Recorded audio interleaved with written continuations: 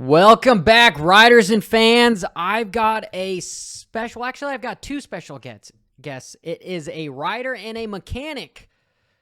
We've got Jared Lesher, and then we've got Michael Shaw. He's actually the mastermind behind the plate that you see behind me. You know, he's a man of many talents. I haven't had the pleasure to look at his toolbox, but it is, you know, it's something to kind of drop your panties for because it is that sexy. It is super freaking cool.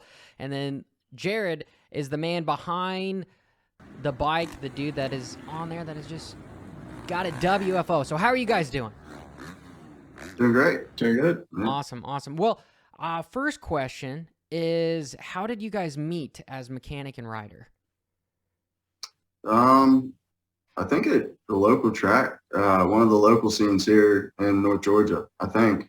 Yeah, I feel like my brother's asked me a couple of times, like, how did you guys meet? But when I moved up here from Florida, I do photography as well, and it was a local track, and just taking photos. Obviously, Jared stood out just because he was the fastest guy out there, so it's easy to take pictures of him, and kind of got his attention that way. And then the next race, I think we just kind of talked a little bit more and kind of went from there. I don't know how I got to where I am now with him as far as like doing the mechanic and managing and all that kind of stuff, but it's probably been about 4 years now, 3.5, 4 years. So it's been going good. Wow, because it's difficult to find somebody that you trust because, Jared, this dude is basically in control. He's like your living angel. You know, he's the one that's making sure that you're okay.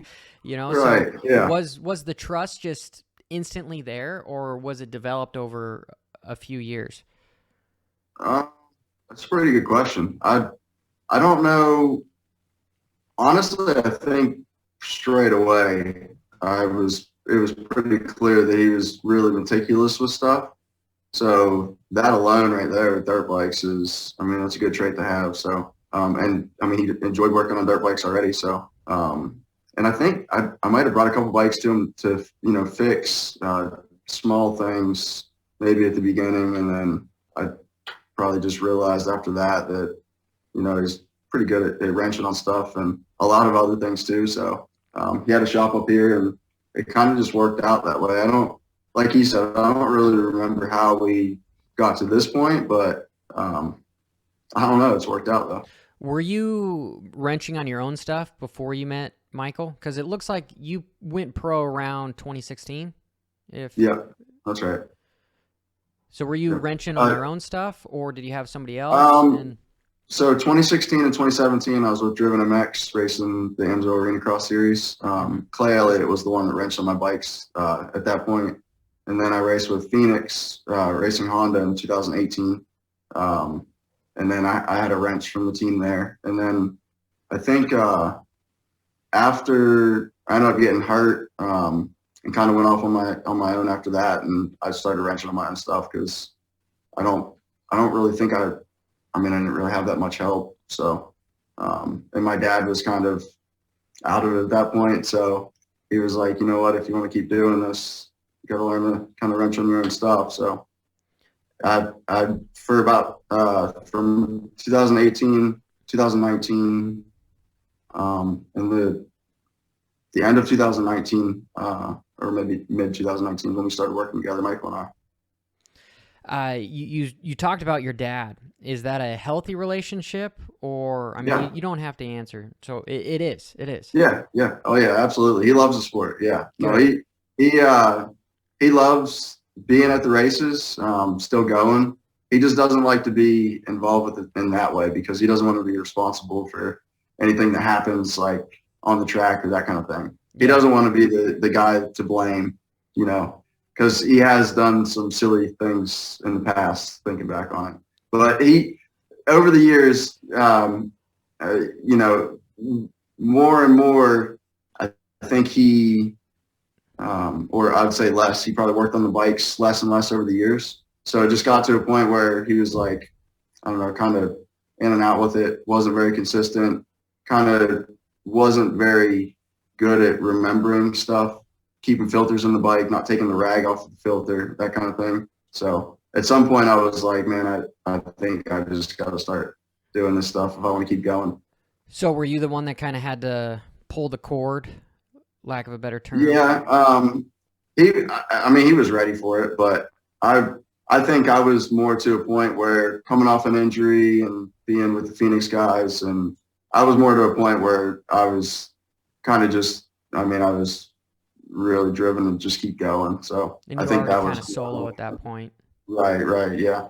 And I had good results the year prior to that, so there was no reason for me to stop or let that slow me down. Yeah. So How old are you guys?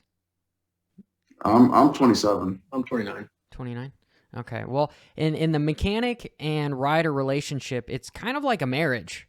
So, do you guys get along? Do you guys ever fight? Do you guys ever cuss at each other? Kick gas cans. Throw goggles. It's your fault. No, it's your fault. If I had a better rider, well, if I had that kind of stuff. I think we're pretty good. I mean, obviously there's things that come up here and there, but I mean we try and keep it fun. I mean the drives to the races and stuff like that are always fun. I mean, if there's a GoPro going the whole time, it would be a movie on its own. But I mean, we try and work through things. I think we're pretty lucky as far as issues go. Things being either of our faults, I guess you'd say. I think we would both say that it kind of seems like we have like pretty bad luck on some things, and things will happen. We'll be like, man, we just have the worst luck on things, and it's the craziest thing. I mean, we have our only bike running right now is not running because of just a thing that wasn't in our control. Somebody else kind of dropped the ball on that, but I mean, just things like that cause DNFs or whatever. But I think we definitely try and work it out and realize that it is what it is. So Yeah. try not to get in arguments. I don't think it's healthy for a relationship. Like you said, I mean, there's a lot of trust in each other, or he's got a lot of trust in me. So I don't think butting heads and things like that would be very healthy. Lighthearted question. Traveling, what is your guys' go-to fast food or food? Breakfast burrito, like double Whopper? I mean, like, because you probably don't have a very good diet when you're going to the races, right? Because you're just driving 18 hours and whatever. You just got to stop and grab something. What's your go-to? Well, hitting Chick-fil-A in the morning at like 10:40, just after breakfast, is always a real buzzkill to start off a trip. Yeah, I don't like missing that breakfast. That's my favorite breakfast, and yeah, Chick-fil-A? Chick-fil-A, yeah. So we can agree that they all put crack in their Chick-fil-A sauce. They have to, and especially down here in Georgia where it started. I mean, I think it might be on a different level here, but I don't know. I mean, we're big like Firehouse, Jersey Mike's, things like that. That's good. Culver's. I like me Culver's too. This guy eats Culver's so much. It happens to be on the way to my house, so it seems like Culver's pops up in my trash can a lot. Yeah. As far as like funds go, do you guys get a hotel room together, or do you guys get separate beds? Because I know a lot of privateers that, in a lack of a better word, it's anxiety, where some guys, they have to be by themselves. Some guys actually have to have like weighted blankets. Some other guys need to have like a noise machine, just to try to get their brains to not focus on something. Because the night before a race, sometimes it's really hard to get some sleep because you're worried about like that whoop section or something qualifying, so how does that dynamic work? Do you guys sleep in the van? I mean, we have I have a little tow we pull behind the van. Camper. Yeah, it's a tow behind camper. Yeah. So, just but it's camper? Yeah. But it's perfect. I mean, it's perfect for what we need. It's not too big, not too little. Shower in it and everything? Yeah. It's got everything that you would need. So that definitely helps out a lot, having that, and it doesn't help with fuel mileage getting out and back. But what do you guys get if you don't? Like 6 or 9, Ooh. 6 or 9 miles to gallon. Yeah. That range is not good, bro. I'll tell you that. Yeah. So we try and limit it where we take it. Like obviously going like Minnesota is kind of a hard one to bring it up there, just because one, the distance is far, and two, like the pit setup is tiny to where like you would have nowhere to put a camper. So then obviously you just get a hotel or you mean Airbnb. The privateers don't get like premium spots for the pits? Absolutely not. Yeah. Sorry from the first one to tell you. No, no. No, definitely not. So would you guys say that whenever you go racing, are you guys fairly net positive with if you make the night show for a Supercross, or is it just right around that area of losing money? You know, I think it really depends on what kind of night you have, and if what class you're racing too. Because if you're racing 250 class, you're losing money every weekend unless you got to be top 10 really. Do you mind sharing a little bit about maybe the best night you've had in professional racing? Yeah, so in Atlanta in 2019, I think I ended up 20th in the main in the 450 class, and I think I made 2,200. So, do you know what it costs you to get doable. Well, I was in Atlanta, luckily, so I didn't have to travel very far. I traveled 30 minutes to get there, so that was definitely a positive. But as far as, your sign-up fee is like $250 or $275, something like that. And then obviously race fuel if you do all that stuff. I'm sure you'd probably make a little bit of money there with being so close to home. But the next weekend, I'm sure you probably spend it because it's probably in New Jersey or it's Texas or something. Right. Yeah. So once you average it out, I feel like the earnings throughout the entire year, and then when you offset the spending to get to the races, I feel like it'd probably be kind of zero, or even might be in the red. Just because this year it's nice because there's like 4 Southeast rounds, so Nashville, Atlanta, Daytona, and Tampa, so those are kind of close for us. But this year we are planning 14 of the 17 rounds, so obviously 4 rounds out of California and a lot of far away trips. So I think those are going to be rough for us, but yeah, the pay is not great. Obviously he's the one who's doing the racing and stuff like that. And it's somebody, at least for me, before I saw like the inside of it, before I started seeing the numbers, the payouts and the costs of it all, like I didn't know either. So I think it's kind of, which again should be public knowledge, for it should be. I think it was like 2 years ago we had posted the purse for the outdoors on Facebook or something and made a post about it, and probably within 2 hours somebody from the series reached out to us, told us to take it down and to post like a positive message about them instead. And it's just, they definitely want to hide it. So like once people actually realize that these privateers that make up the half the field or more than half the field, they're maybe breaking even if they're lucky on the night. Yeah. So it's because for Michael, like from the outside looking in, he never really got to do this until he started helping me out as far as like the professional stuff went. So it was really interesting for him to kind of get behind the scenes and see what it takes to, number one, just to get to the races and race a race, and then what you get paid back, and then obviously travel into the next weekend after that. And it's a lot, but I think, like he was saying earlier, I think you get as much enjoyment out of, just the travel and seeing new things and being in different places. You get a lot out of that too, just, how long are you really going to get to do this for? So that's kind of how we look at it as well. Going back to button heads or arguing about stuff, it's like, man, we kind of take it lightheartedly and we have a good time with it. So kind of no matter what. That's a good way to look at it because, Jared, I believe you can attest to this, that if you're all pissed off and you're having, playing mind games with yourself, you're not going to ride as well as if you were happy, and things were going well. Absolutely. Small little caveat on to that is, what would you change about the sport if there was just one thing that you would change? What do you think it would be, Jared, and then Michael? Oh, that's a tough one. Just right off the top of your head. the biggest thing that comes to mind is, and I think it's been a pretty, big and known topic lately. I saw Nicoletti talking about it. I know a couple other guys have came and talked about it, but it is ridiculous. We don't, we kind of get treated like a circus in a sense, especially from outside people looking in that don't know the sport like we do inside and out. For a new viewer to come on and watch what we do and then understand what we get paid.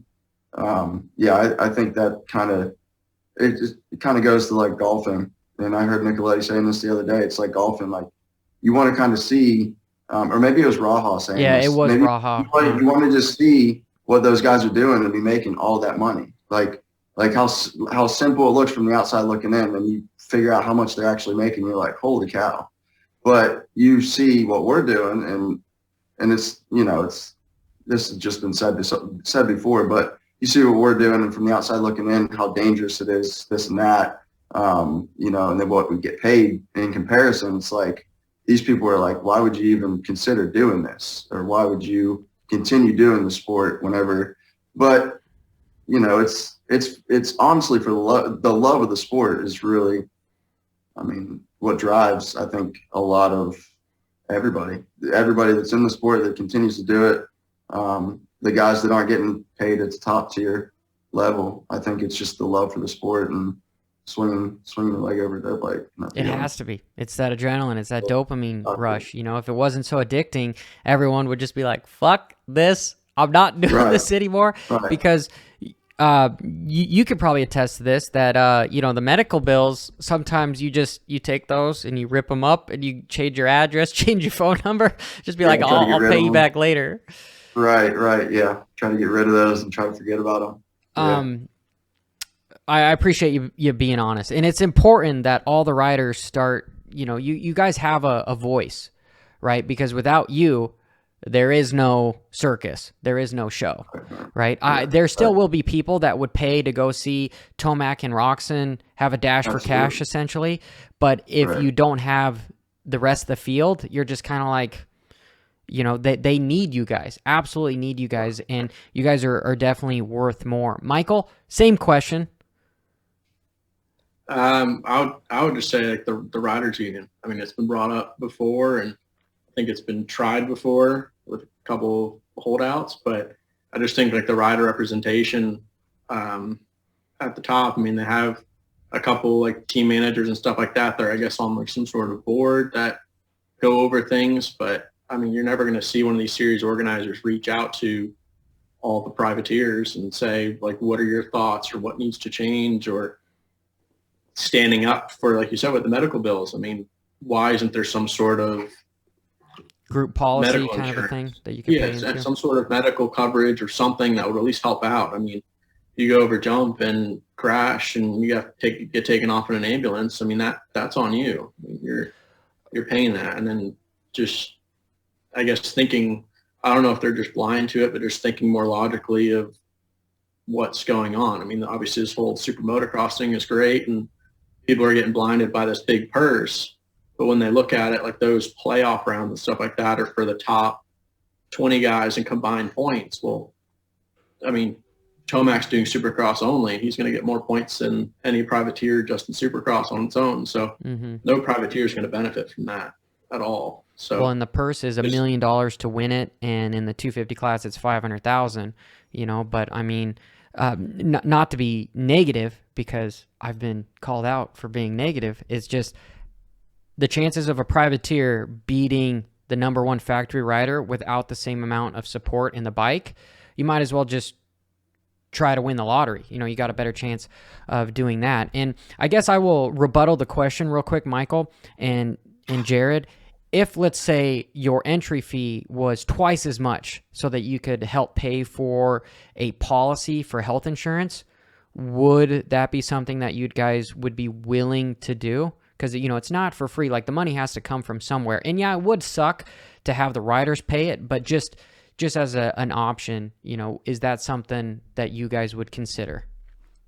I think it would probably go more towards like the license, like on the license, because you obviously have to pay for a license each year. And I think the license fee could go up, because that's like your license for the series. And I mean, you pay 300 or 350 or something like that for the license every year, and it's where that money goes, we don't know what it gets used towards. But I mean, I'm sure if that went up a little bit and helped out somewhere in medical, I think that would be some sort of start. I think. I mean, the people that I have talked to at MX Sports in Feld is part of the reason why, because I brought up the question before, is it's hard because they don't have like a set number of guys signed up. You know how like the World Supercross, they've got 20 riders that are going to compete constantly. Something like that might work better for a health insurance policy because they know, like, any insurance company knows who they're covering, you know, but when it comes to the privateers, there's 100 of you guys out there, which makes it kind of weird. Not that I don't believe that there's a way to find it out. You know, there's definitely a way to make it work. People just have to start asking the questions. And then the whole thing, the whole ideology on the Riders Union, the people I've talked to before said that it's been tried before, and Feld and MX Sports have given the guys room so that they could start talking about stuff. And the information that I was told was riders just stopped going, right? They just stopped going to those meetings, you know? So again, I put it in your guys' ballroom as it's the riders' job to start asking these questions, and not so much demanding, but just asking for some middle ground here. And I will change the subject to a positive note real quick. What is one thing that you guys would not change about the sport? Jared? One thing I wouldn't change about the sport. Oh, I don't think I would add the super motocross thing that they're doing. Oh, really? I don't know. Yeah, just in my opinion, I don't know if it works. I mean, yeah, it can work, but you put a technical supercross section in on a fast track, or vice versa, to where you have large sand sections that have big jumps on one portion of it, and then real tight transitions on another portion, of where your suspension has to be set up a certain way, which granted it can be, and it can be used for both, I'm sure. But man, I don't know if I'd be one of the ones that. Do you think it'd be more dangerous? Is that what you're saying? As far as there might be some weird holes in there, and the suspension might not. I just don't know. I guess it could be, just because I feel like it would be Supercross by itself with the suspension. I feel like you have a really good understanding of what the suspension is going to do when it does it. We ride Supercross for a certain amount of time, so I think going with the setup that can potentially ride both outdoor and Supercross, I don't know how that would go, if they would actually be able to build the tracks to actual Supercross spec, or if they would be somewhat, that's an interesting concept, because I was considering it as potentially being safer, because it's not as technical. But then again, you make up a good point that the sand to some little bit harder sections as far as Supercross, you're hitting them twice as fast. Right. With speed comes inertia, so you hit the ground that much harder. Do you think that is sand something that you look forward to on a Supercross track, or is that something you hate? I hate it. Yeah, never. I never look forward to sand section on a Supercross track. That probably doesn't sound great, but I don't like it. I don't know. It just doesn't feel natural on a set of Supercross suspension. It just feels like you shouldn't be riding on that. You're surfing, which you're surfing anyways, but at least with outdoor stuff, you can kind of judge what it's going to do. When you jump into a set of rollers like Tampa a couple of years ago, I mean, I know we were going slow, but you jump into those sandy rollers with Supercross suspension, they could launch you right, left. I mean, you're just really not sure. If you don't land absolutely perfect, you just lose the whole feel of the front of the bike. Yeah, because the stuff's so stiff. It just doesn't. I mean, with my experience, it just doesn't want to work. I mean, properly. So it's hard to determine what it's going to do. Favorite section on a Supercross track?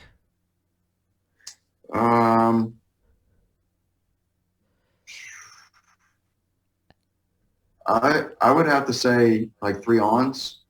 Like, I like a 3-on. 3-on off is pretty fun. That And looks scary I as like hell. Yeah, I'm sitting over here. I was like, yeah, I don't even like watching. Yeah, just land, have the thing revved wide open, and just try to seat bounce a little bit, and right. Yeah. No, When you think about the sextant thing, that's scary. That's real scary. But like hitting neutral or even like the chain brakes, that'd be horrible. But as far as like the feeling that you get when you actually grease a 3 on off is that I like that. And I like 3.53s like out of a tight corner that you really have to seat into. I enjoy those. I don't know why. I enjoy a whoop section too whenever you hit it properly, but that's very, very slim for me. for the fans out there, would you when you're setting up for the whoops, are you shifting up in the air in the corner before? So like you're shifting in the air and then you're landing in third or fourth, and then you're rolling the corner in that same gear for the whoops, or do you shift up right once you hit straight and get on your toes and move? I think it's more. I think you probably like if you're in second coming over a triple and then you go into a right-handed bowl. I think I shift the third in the air over the triple, land in third, and then come out of the corner in third, and then catch fourth before the. And is that not something that you typically make? If you didn't have a whoop section there, you probably wouldn't have taken that corner in third. Yeah, it's pretty rare. I don't remember ever really taking a bowl in third. Okay. Other than like if you're going into a fast roller section or whoop section or something like that. And then what do you think you utilize more? Do you preload or do you seat bounce when you're trying to get over something in Supercross? I seat bounce a lot. I sit in the stuff. I like a real dead setup. Not real dead, but I like it dead enough to where I never really feel like I get a buck forward. Even off like the little threes. Like I like having that feeling to where I can sit into a 3 and it doesn't want to, throw Endo me you. forward, endo me. But I don't know. I think suspension setup for us the last couple of years though as well. I mean, we've switched to Enzo and it's been so much better to where I've been able to ride the track differently too.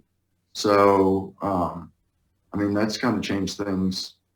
And also before I switched to Enzo, I've never hit the whoops in fourth. I'd always hit them in third, which, doesn't really work that great. So unless you run a real tall gear. Yeah. Do you feel like you top out and then kind of start dropping? Yeah, you top out 3, 4, 5 in. You'll top out, and the front end will start to feel like it wants to dive coming in because you're just spinning at that point, really. So you would say like entering whoops, the most important thing is having a good suspension setup rather than having like a strong motor to hold you on top. I think a lot of it is commitment. Okay. Yeah. I mean, I've seen dudes with like decent suspension setups just hit whoops like they're not there. So I think a lot of it is confidence, commitment, and just knowing that you can hit the top 6, 7 inches of them. Yeah, and just closing your eyes and praying, going through them.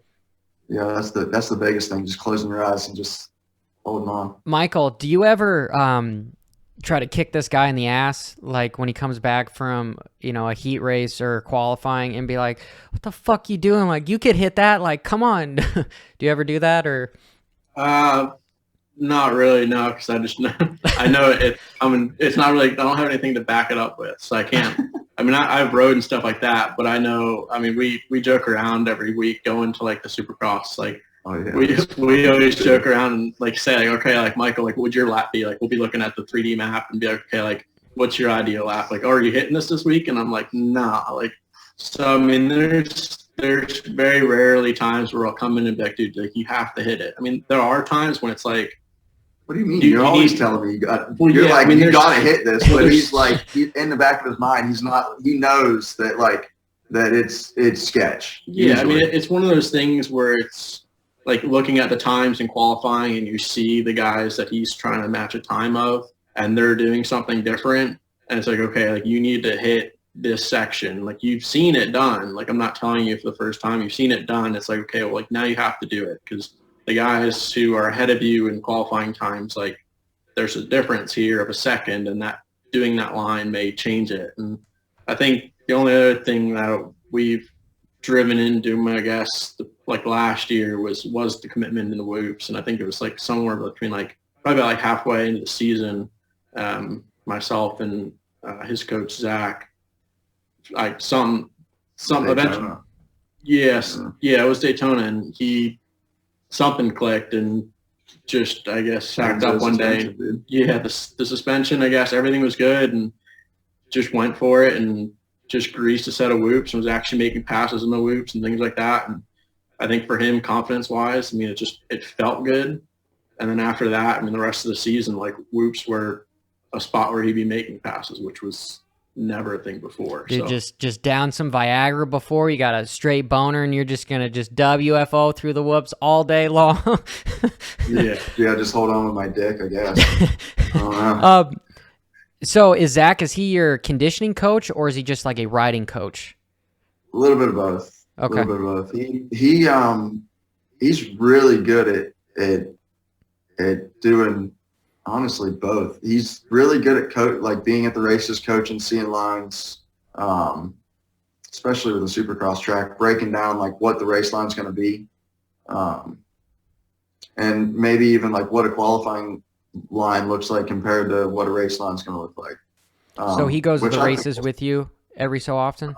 Sometimes, not all the time, when we can afford it. I think he goes to really the closer ones, but he's planning on, I think, going to a couple more with us this year. So he watches like the qualifying live, and he'll text me too. Like, I'll be down there in the mechanics area, and he'll text me. He's like, in this section, he needs to go 3-4-3. Like, everybody else is doing it, he needs to do it. So I'll put it on the pit board or something like that. So I mean, he's watching, and he'll send me stuff, and after qualifying session, he'll send a text kind of debriefing of what he saw either with Jared or with other riders and where lines are forming and stuff. But that's invaluable, because like a lot of the team managers that I've talked to, they either do it personally or they have somebody up in the stands with a camera or something so that they can relay that information back to you guys. So that's definitely something that, you guys are taking from some of the top teams and implementing it into your own stuff. Jared, what does a typical training day look like for you? Because you guys both are working, is it 9 to 5s or part-time-ish, and you're racing professionally on the side, correct? So like, how do you fit in training and working? And Michael, that goes to you, is how do you fit in working on the bike while having a day job? For me, I work part-time with my dad, doing mold remediation. So he's kind of lenient on the days that I can't, the days that I work and the days that I don't work. So when he really needs my help, I'll go and help him no matter what. But as far as, I mean, like I said earlier, he loves the sport, and he wants to see me do better each season. So, he wants to see me, ride during the week if I can, that kind of thing, train, that kind of thing. So, so what does it look like for you for Supercross prep? If you don't have to answer this, if you've got like some secrets that you don't want to give away, but I would love for you to give away some of your secrets. We already know how to go through whoops fast. You just close your eyes and pin it. But for getting ready for qualifying to a 20-minute main event, or 20-lap main event, are you doing 320s? How does this work? Are you doing more gym stuff, or are you just spending more time on the bike?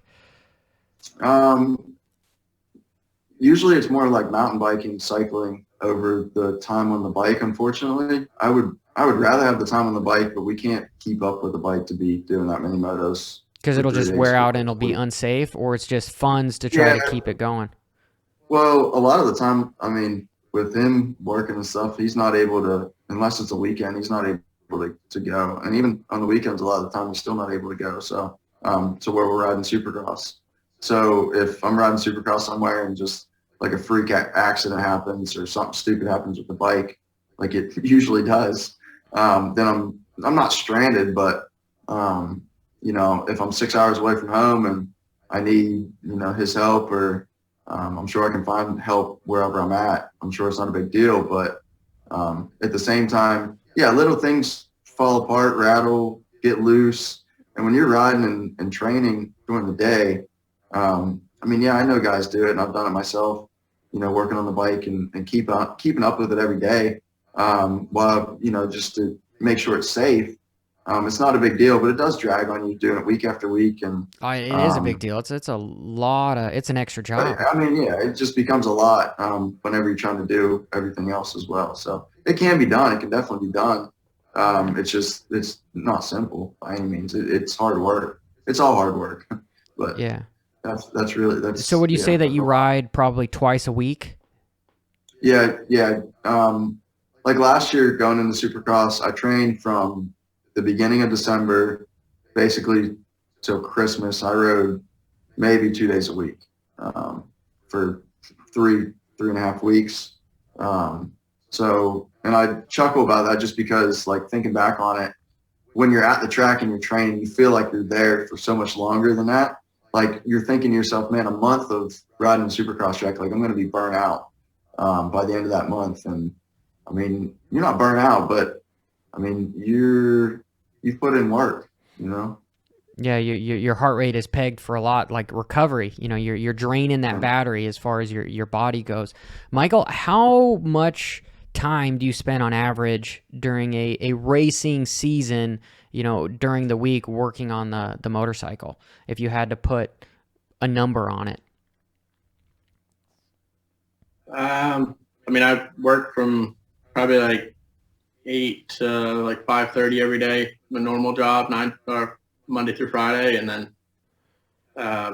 after that, I usually try and watch the TV for maybe 30 minutes and eat dinner. And then I'm usually in the garage working on bikes till about midnight, like almost every night. And it's whether it's his bike or helping out anybody around, any like buddies or people who just know that I work on bikes, just trying to help keep people's bikes going. So you're working on other people's bikes besides just Jared's? Yeah. So, most, obviously, Jared's stuff always is priority. So, like getting his bike fixed now and getting bikes ready to sell. And then obviously I got our bike for next year sent off to powder coat on Wednesday, shipped the motor off on Wednesday. So getting all that stuff going to get the bike build going for next season, and then getting everything switched over to Supercross. Which is not a lot, but just freshening up the bike and just getting suspension back from Enzo like early next week. But yeah, there's always something to be done. So obviously the bike that we rode for outdoors is going to become a practice bike, and then we have a new bike that's going to be for Supercross next year. So keeping that thing going while building the race bike for next season and work in between. And I go down to Florida about 2 weeks a month to work as well. So that time I'm away, but trying to get everything that we need ordered before I do go. So when it's back, then while I'm back home, I can get the bike ready and we can test and all that kind of stuff. So it's definitely a lot, long hours, not a lot of sleep, but I love doing it. So it's definitely not me complaining. It's a passion. Some nights are frustrating, but I enjoy it and I take pride in it. And getting the recognition, stuff like that last year we had a lot of media outlets, or like Vital, we were in there a couple weeks in a row for stuff on the bike, and that's always awesome. It's kind of it pays off at that point for me, at least. Obviously, Hell yeah. It's not. Hell yeah. For Jared, he's going out there to race and stuff like that. I'm just trying to put the best bike out there that I can, and it's worth it. I love it. I wouldn't change anything for it. So I'll sleep after. So I see that we have a two-smoker in the background. Is there a reason as to why you guys are racing a Yamaha two-stroke as opposed to what, Roxon is going to race, what Eli is going to race with these new 2023 Yamahas? Like 450s is what I'm saying. Why do you go for a 2-stroke? We were going to go for the new Yamaha, and we kind of got spooked, being afraid that we just weren't going to get everything done in time with 2 bikes and all the parts and everything like that. And we just weren't sure. So we already had one of these things, and another one was obviously going to be cheaper, and these are cheaper in general. They're more fun, and I mean, I can say that honestly too. I'm not just saying that. Like, I can say that I've ridden this thing for 6 months, 5 or 6 months now. It's been a damn blast, dude. This thing has been a damn blast. That's cool to hear. I feel like That's a really cool. kid in the candy store every time I get on that thing. So I'm excited to race Supercross on it. I've never ridden a Supercross track on one. I want to ride a Supercross track on one. I just don't know what it's going to be like without the engine braking and how light they are and that kind of thing. But so you've yet to ride a 2-stroke on a Supercross track for testing, but you're gonna commit to racing one for A1 and in the season. Oh yeah. Cool. Well, I really wish that you guys would have gotten an invite to the Red Bull Straight Rhythm, because that would have been good, invaluable practice for you, and would have been cool to see you guys out there as well.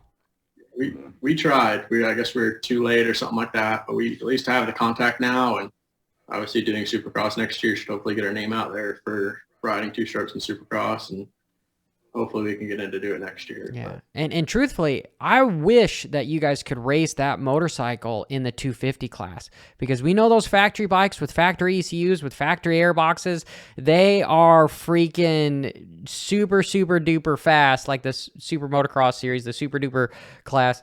And it just would be better for you guys to be a little bit more competitive, as opposed to putting up against one of those things against a 450. Like, starts are going to be incredibly hard. The torque difference is going to be incredibly hard. At least in the 250F class, you would have a decent chance of beating some of those bikes to the first turn. That's one of the things that I wish the rules would change a little bit, because it is 250 cc's versus 250 cc's. We all know the reasons why with the revolutions, but still, I digress. Do you guys agree? Or I think I do, just because 450 to even a 250 2-stroke completely build is, not really close. So I don't know. I'm kind of on the same page there.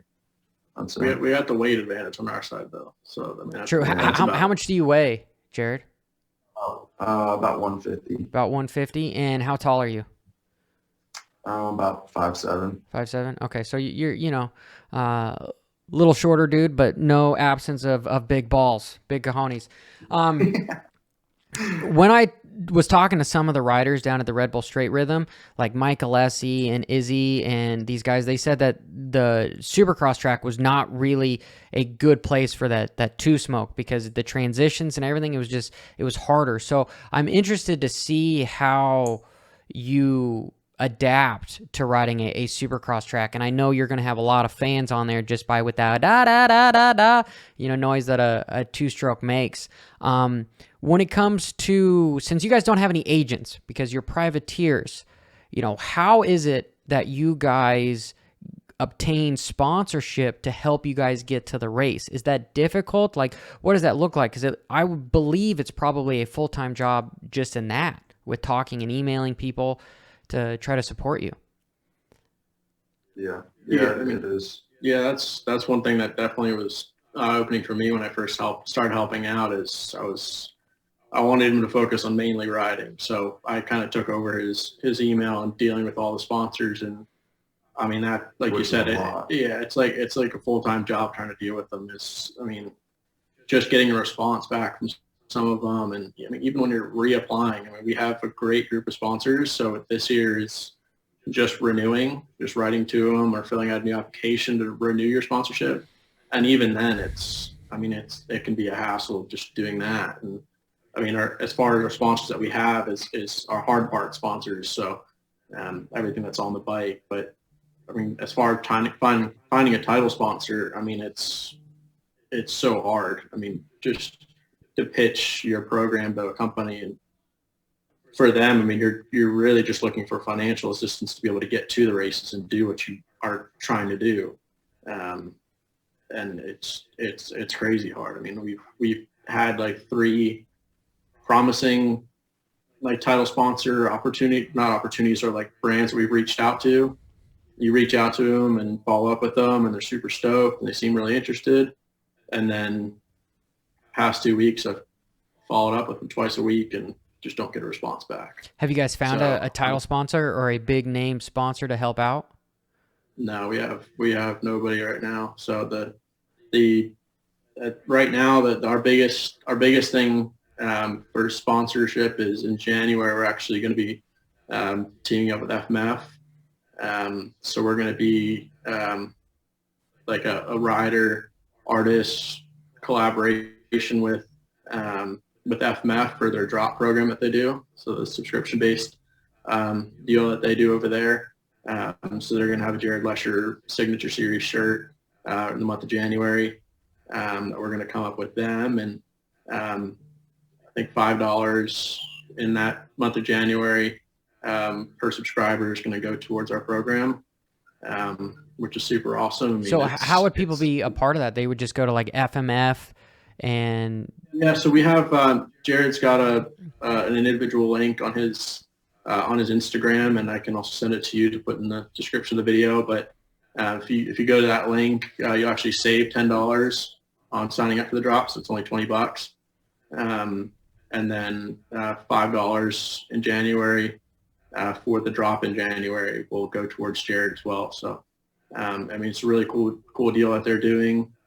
Big thanks to Donnie Jr. for getting us on board with that, and Zach for reaching out to Donnie, because I guess they had a connection there. But I mean, we're pumped about it, and obviously the theme for the bike next year is kind of leading into design, like inspiration, and just doing Supercross on 2-stroke is definitely. I mean, all of our sponsors that we've reached out to are super excited about it, and I mean, it's not a lot of people do it, and yeah, it's that whole purple cow analogy. Is you got to be different to get people to stop and kind of pay attention. And hopefully I did interrupt you, Michael, so I apologize on that. Did you have anything that you wanted to finish saying? No, I mean, like I said, we're just excited. I mean, I think FMF really jumped on the opportunity as soon as Zach pitched the idea to him and kind of explained that we're doing 2-strokes and Supercross. And I mean, FMF was, I mean, they love 2-strokes, the company. So I think once they heard that and kind of got the idea pitched to them, that they were kind of quickly on board. And I mean, we're super excited about it. I think it'll be successful, and I think we can get a lot of people to sign up and support. I mean, it's after the code, it's $20 to support. One, you're going to get a kick-ass shirt out of it that's just going to be released for that 1 month. And then also $20 is not a lot to help support a privateer. And I mean, we're struggling to make it to every race, and obviously it's $5 per person is going towards us. So I mean, it's not a hell yeah. Everybody that's watching this video, come up the piggy bank. We all know somebody's got a piggy bank. You'll get a badass t-shirt, and you will help these 2 guys out. Let's do it. Absolutely do it. Comment down below, even if you can't. We got to have a hashtag Go Jared and Michael. What are your guys' goal for this year, for the 14 rounds? Or is it just to try to make the night show on a 252 stroke? Or what would work for you as far as like what are your guys' goals? I would like to make a couple mains or more if I could. I mean, you never really know where you stand until you race a race or a couple. So, I mean, that's up in the air. But, yeah, I mean, my ultimate goal is just to complete the 14 rounds that we're planning on doing healthy, you know, having a good time doing it and do better every weekend. I've never done more than 8 rounds of Supercross, so this is double almost. Yeah, so this is double, but I've also noticed in the past, like with racing arena cross, I mean, whenever you jump in halfway through the season, it's I mean, it's obviously tough anyways, but it's super tough whenever those guys have already raced, 8 rounds, and then you hop into the 450 class or whatever the case is. Trying to get that race intensity and stuff is, I mean, you can't get that until you get there to that race. So, yeah, I think the 14 rounds is, I'm looking forward to it just because it gives me a chance to kind of get the butterflies out of the way right off the bat, and then try to progress each round and just do the best that I can. I mean, I'm not asking for anything great, but if I can make a couple mains or more than that, or even just get close, I mean, definitely, I think a couple mains would be 2 or 3 mains. I would be super happy with that. Awesome. Yeah, and I don't know. I know Stank made it a 120. He made a 250 main last year on a 125, and I know he was trying to get the 250 into a main, and I think he got pretty close. I don't think he ended up getting it. So definitely to be able to get a 252 stroke into a 450 main event. Yeah, and I know those Triple Crowns end up making it real hard too because they cut the field like right in half right away. Right out of it. Yeah, me and Stank last year, we would find each other every race, it seemed like every heat race we were in together, it seemed like, and then every LCQ we would find each other and we would be battling the last 2, 3, 4 laps. Well, I guess it's only four laps. Feels like a lot longer when you're out there, but battling for it felt like the whole time. And we were always really close in speed. I was obviously on my 4-stroke, but you would hear him coming behind you. And I mean, I'm good buddies with Stank, so I know that he's not gonna like do anything crazy because I'm not gonna do anything crazy. So I think every weekend, I don't know if we were just pushing each other harder, but it definitely felt like the pace ramped up by the time we were in Salt Lake. Because dude, we were going for nothing in the LCQ. It was like 13th and 14th or something, but we were going for it just because it was the last couple of laps of the season. It's like, why not? So the last couple of laps of the Supercross anyway. So. But yeah, that will be a lot of fun just being out there with him on the two banger. Hell yeah, man. Well, for the viewers, like people that look up to you and people that want to be in your shoes, what would you say to an upcoming rider as far as something that you learned and something that you wish you knew earlier that helped you improve? What would you tell them?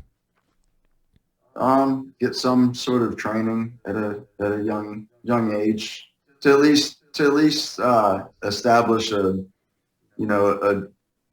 decent ground to where the kid can ride without hurting himself right off the bat. That kind of thing. Because if you can get that kid through the first year or so, because there's not a lot of kids that hit the ground and want to get back up and do the same.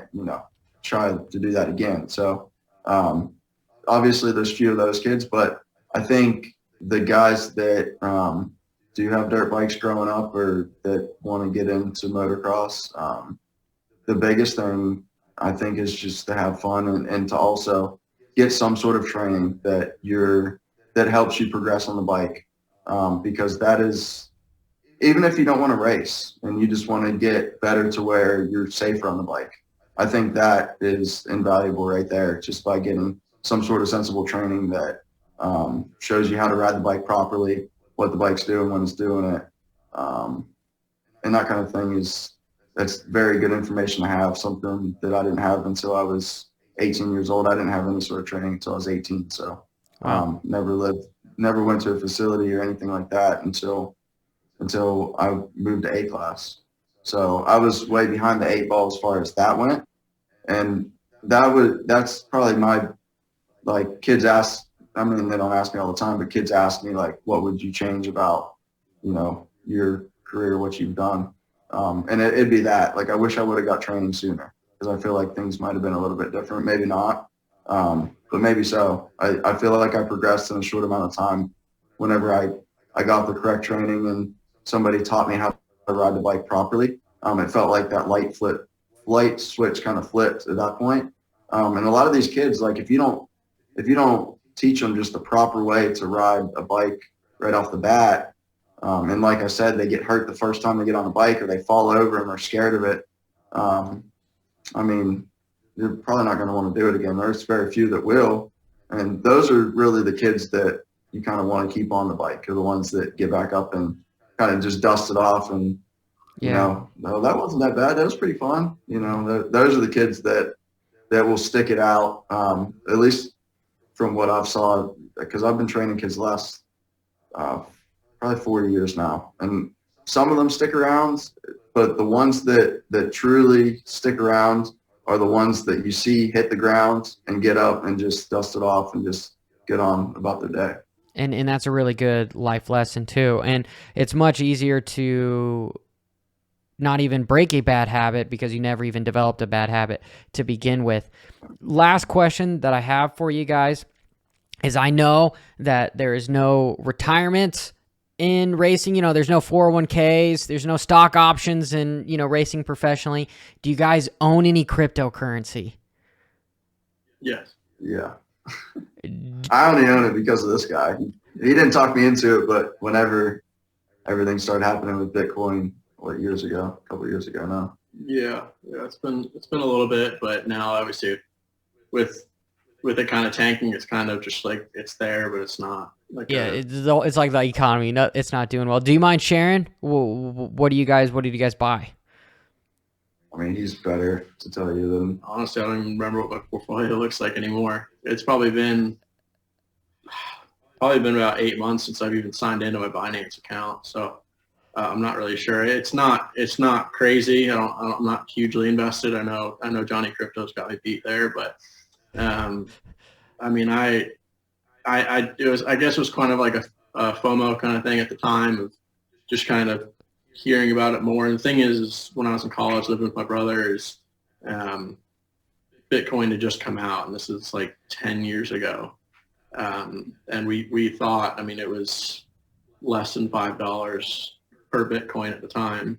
And we thought, I mean, we're just like, there's no way this is going to work. Like it seems like the most obscure thing. And obviously you think about it now, you're like, man, like if we would have gone in like $100, but $50 each, or even $100 each and do it back in the day, I mean, it's crazy, but should have, would have, could have. But yeah, day late, dollar short. It's exactly. Everybody. Yeah, I mean, right. We have a little bit, but I mean, it's nothing to retire off of. I don't know what the landscape looks like as far as the future for it, but hopefully it pulls out of the slump and goes the right direction. It will. We can talk more about that later, because I do want to try to help the riders a little bit more with some information on how to live life after racing.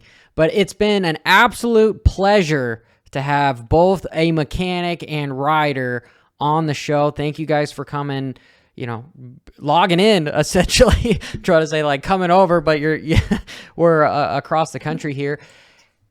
How do we find you and how do we support you?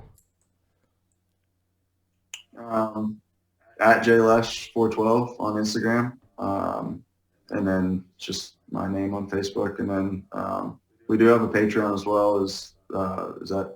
Yeah, we have a Patreon as well that we do every season. So just have a couple tiers on there as far as people can sign up to support, like race to race. So we kind of do it a little differently as far as you just sign up and just pledge a certain amount of money per race. So if you just want to support your local race when he comes into town, you can do that, and then just cancel after that or whatnot. But yeah, that's kind of helped. I mean, we don't have very many people on there, but every little bit counts. I mean, if it can pay for our food on the road or pay for some fuel and stuff like that. So I mean, it definitely goes a long way. I mean, it doesn't really seem like it, but yeah, it helps a lot. And I mean, the people that I have a decent amount of local people that kind of hop on board right before the season. But like, I mean, you gather those Patreons up, and I mean, it does add up, and it helps out a ton. With, like you said, with food, with race fuel, fuel just to get to the races. I mean, anything. So, yeah, that's Patreon. And then I mean, That's the really about it. FMF thing. Yeah, we're gonna I'm do excited it. about my FMF t-shirt, that's going to have Jared Lesher on it. So everybody, make sure you at least go get a dope-ass FMF t-shirt with Jared Lesher on it. It's going to be on a Yamaha. I mean, like, any teasers? Is it a cartoon? What? So that I guess the teaser. I mean, we're working with the artist on design and stuff like that. But the theme for the bike is like an '87 Yamaha YZ250. Wow, so sweet. white and red. So we're going retro with it. So something retro. So we'll leave it at that. But it'll be cool for sure. Awesome. Well, do you guys mind dropping it out with me, looking like complete idiots? Oh, It's sure. honestly, I don't know it's a if good we can stress but- relief, right? Because if you Yeah. look like an idiot, then you just, I don't know. It's one of those things that people aren't going to mess with you if you just are screaming brop at the top of your lungs.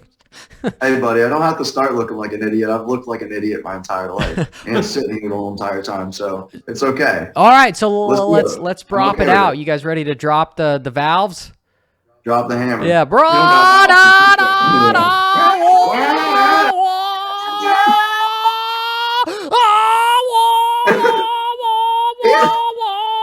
Just keep it going. There you go. You're going into the whoop section now. Yeah, You're well, releasing I it. got my eyes It's closed. here. I got my eyes closed. There you go. Exactly. You're ready.